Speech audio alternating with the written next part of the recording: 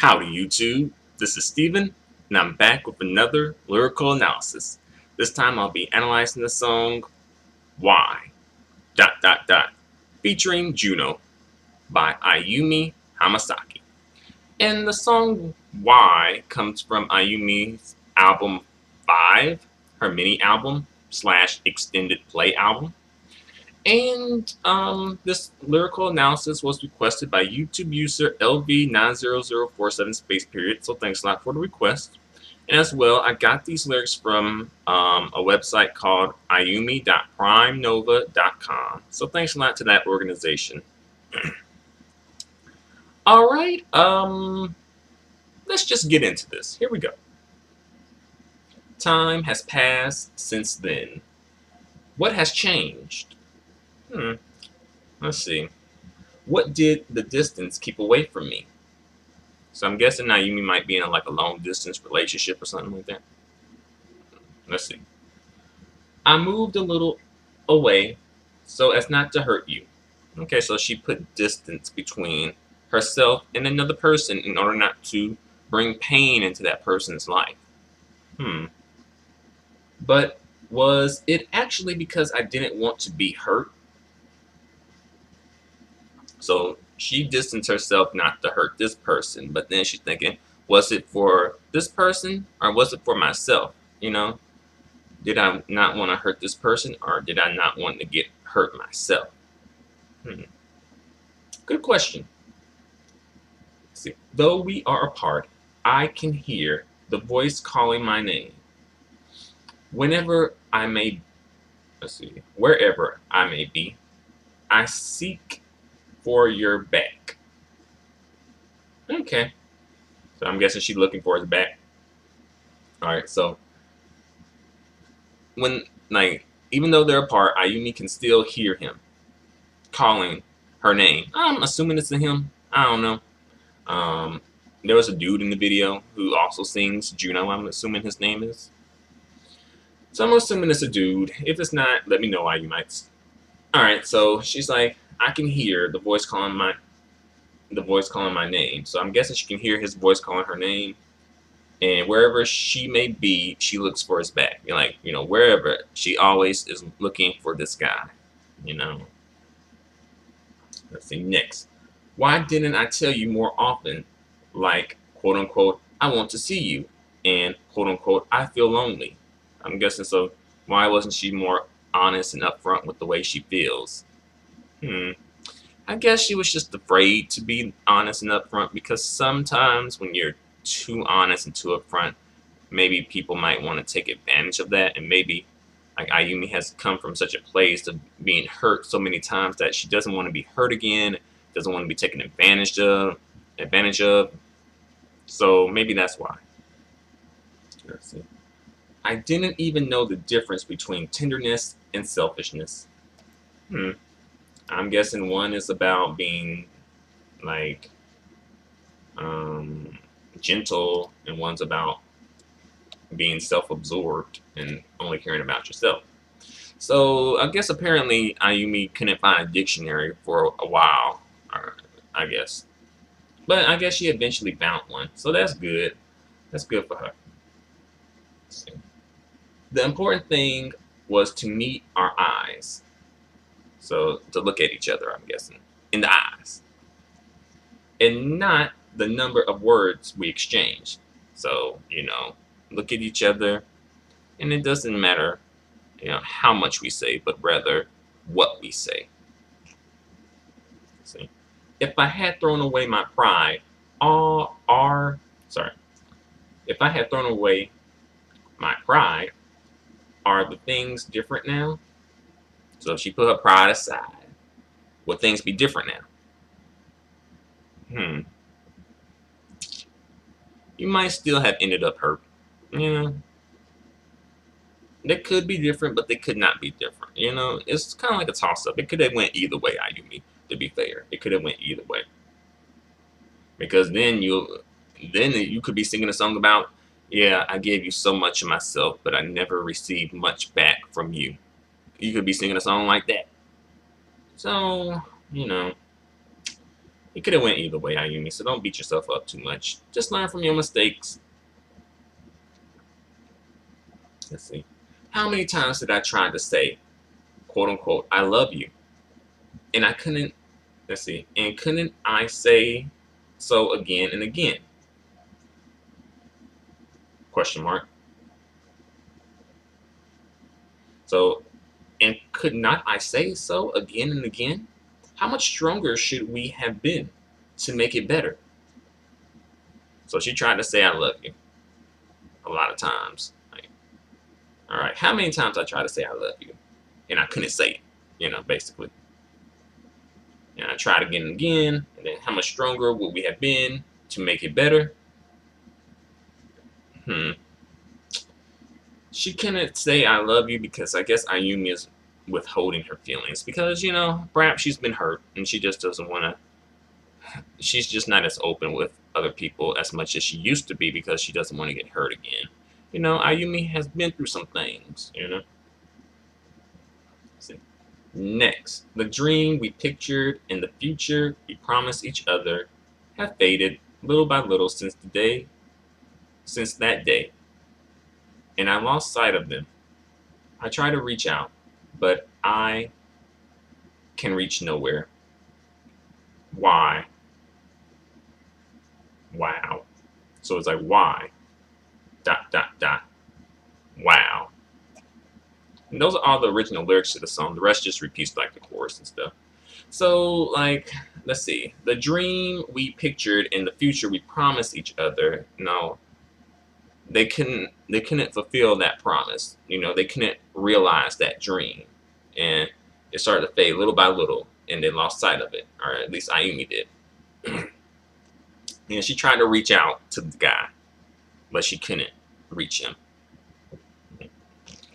So it looks like love lost because Ayumi wasn't open with the way she feels, And she tried to get the love back, I guess, perhaps. But only after she realized her mistake, That's tough, Ayumi. That is tough. But I'd say just hang in there, Ayumi, and learn from this situation that you've been in. Because, no one has all the answers, So don't beat yourself up too much about it. Instead, concentrate on making yourself better for the next person that comes up in your life. The music video for this song is visually very interesting. There's a lot going on in the video, probably too much to the point where it goes over my head. I'm like, what's up with that? But I'll try and kind of like give my take on the video, and my interpretation of the video. So it's like starts off with Ayumi. Well, it starts off technically with a clock, and the clock is like, ticking or whatever. An analog clock, old school. And apparently it comes from like London, or was made in London, I guess. Ayumi is such an Anglophile. She really is. No shade. But, Ayumi does seem to have like a fascination with, the English culture and the English language, perhaps. Well, at least the culture. But yeah, it starts off with a clock, and then it shows Ayumi. She's laying on what looks like a long couch, perhaps. It doesn't look like a bed. And then after that, she's like sleeping, and there's like butterflies on her. Then the butterflies fly away. At first, I thought it was a mask, but it was butterflies. And then after that, it shows Ayumi like within her dream, and I guess, and she's like falling, woo, and she's falling into like this place or whatever. It's like this grayish chrome tone or monochrome place, and it's kind of like the scenery is sort of similar to like what you would find in like maybe some like Victorian style home, perhaps. And then Ayumi's wandering around, and then like Juno comes on the scene, and I'm guessing this is sort of kind of, for me, I'm getting like Alice in Wonderland vibes from this video. I don't know why, but I'm guessing like the dude is supposed to be like maybe the Mad Hatter because of the hat he's wearing, and then Ayumi is of course Alice, and then they're like singing together or whatnot for some odd reason, and then Ayumi goes into like this picture or something. Then she goes into this other room, and then it's like this room, like this really pink room that is covered, like the walls are covered in flowers, and then there's a window, and then she like sees this big like box that's like a present, and then it's like really really big, and then it starts to fall, and Ayumi runs. And at that point I'm like, ooh wee, Ayumi, you need some acting lessons if you're gonna be acting, because she didn't really look that really scared or frightened.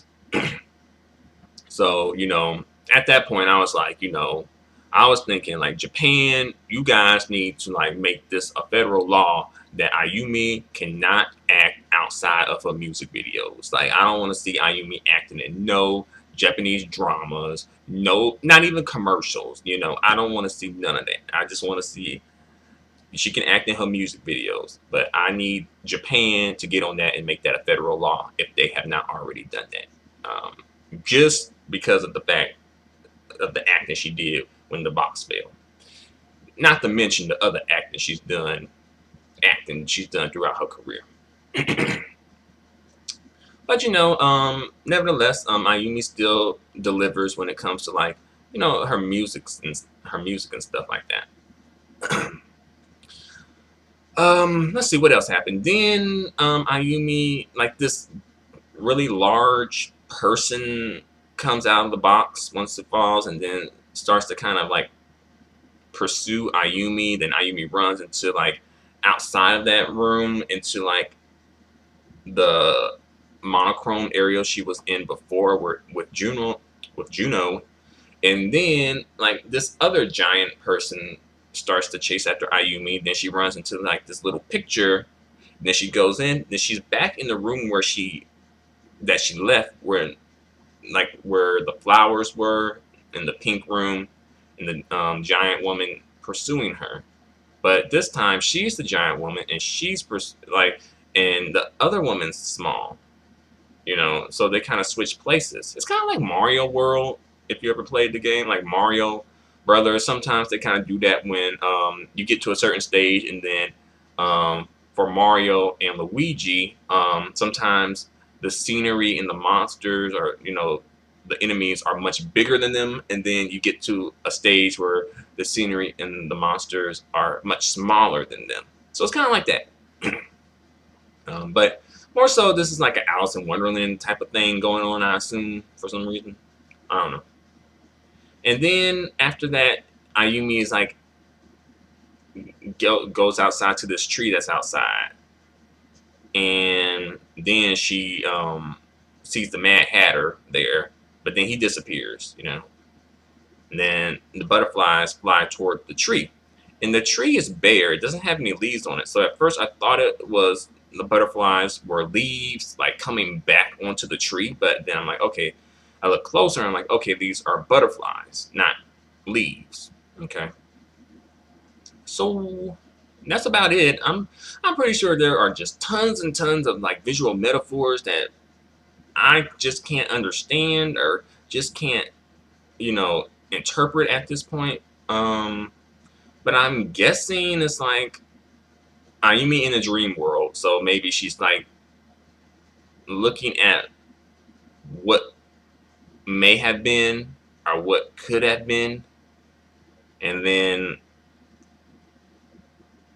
I guess the differences when it comes to the size of Ayumi was like, okay, like this situation has me on the run, but now I'm much bigger than this situation, perhaps. And I guess the pink room represents like, I don't know. I don't know what that represents. Then the tree, I guess, represents maybe like life or the death of their relationship, but then the butterflies fly to the tree. So then maybe that's like, okay, the tree is dead, but it's sort of looks nice. You know, I don't know. But to be fair, this is a lyrical analysis, not a video analysis. I never said this was a video analysis, but I do like to look at the videos and make connections here and there, and you know, just so I can get a better feel for the song. But I give Ayumi props because this video is, you know, it's very different, very avant-garde, you know, and you won't see this video made by every other artist, you know. This isn't like a typical video, you know how you got like the typical videos, like the house party video, woo, we got a house party, and then it's like the club video, yeah, we at the club dancing up, and then the schoolhouse video where it's like, oh, it takes place at school and everyone's like going crazy and dancing and stuff. You know, this video is a bit more unique than those videos. And no shade to those videos because they're good videos and good ideas, you know. But I'm just saying, very unique. So checkpoint for Ayumi there. And I like the song, you know. I was a bit hesitant just because of the title for some reason. I don't know, the title kind of turned me off for some reason. Like, oh, why? That's the name of the song? Then I'm like, okay, Ayumi's kind of bringing it here. Now, I'm guessing the title, Why, sort of relates to, I guess, why did this happen? You know, why can I be more open? I don't know. It's sort of difficult for me to make the connection between what Ayumi is singing about and what's happening in the video, just because it's so, you know, unique and so out there, you know, and different, and a lot's going on in the video. But I'm guessing the monochrome or monotone, whatever, monochrome room, I guess represents maybe like death. And then the pink room, I guess, represents like maybe life and vitality. But then she had to run out of the pink room. She was afraid of the pink room, or what was in the pink room. And then she went back into like the death room, the monochrome room, and then she was chased out of there by another like giant. And then she went into another room that was very similar, but like the proportions were different. So it was like, here's happiness. It looks similar, but it's a little different. And then she's like outside at the tree. I guess the tree would be maybe like, again, representing like the tree is dead. It doesn't have any leaves on it. It looks dead. But the thing is, it doesn't look like it's winter time though. But it's dead, even though it's not winter, you know? Because there's green grass all around it. So I'm guessing somehow this tree died in summer, maybe? But the butterflies are by the tree, so perhaps that represents like life could come back. Life is possible. I don't know. Feel free to let me know what you guys think. Feel free to comment. Feel free to subscribe. Feel free to give me a thumbs up. Your feedback and support are extremely appreciated and extremely valued. Until the next lyrical analysis, adios and goodbye for now.